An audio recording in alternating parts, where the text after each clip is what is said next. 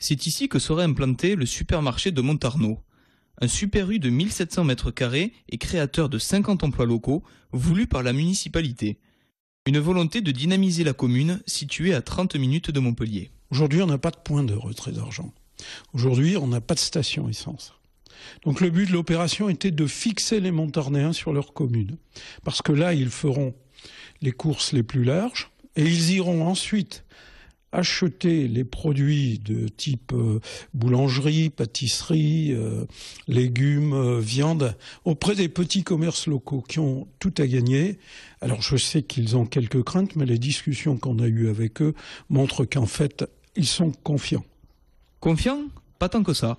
Certains commerçants voient d'un mauvais œil l'implantation de ce supermarché malgré la charte de non-concurrence signée par l'enseigne commerciale.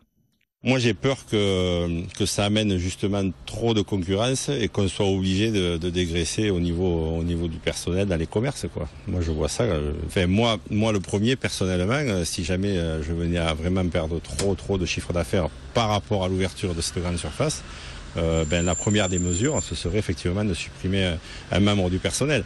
Je pense que ça peut être un plus pour Montarnot, pour la station essence et pour un magasin. Et bon, après, nous, on ne fait pas la même qualité que le supermarché. Alors je pense que ça ne changera pas grand-chose. Ce que j'espère, c'est que les clients habituels jouent le jeu de rester dans les petits commerces et puis le complément, le prendre au supermarché. Les 3000 habitants, eux, accueillent positivement ce projet qui sera amené à leur faciliter grandement la vie.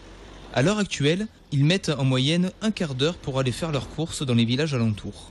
Je pense que ça évitera aux Montarnéens d'aller dans les autres communes, par exemple à Juvignac, ou d'aller faire leurs courses à Juvignac. C'est une bonne chose qu'il y ait un nouveau magasin qui s'ouvre et qui ait plus tous les aliments ensemble dans un même magasin, quoi. Après, il y a des petits commerces et je pense que les habitués iront chez les petits commerces et les gens qui ont l'habitude de faire leurs courses dans ce genre de grande surface iront faire leurs courses dans ces grandes surfaces-là. Les travaux n'ont pas encore commencé, mais les nouveaux commerçants devraient s'implanter d'ici à 2 ans.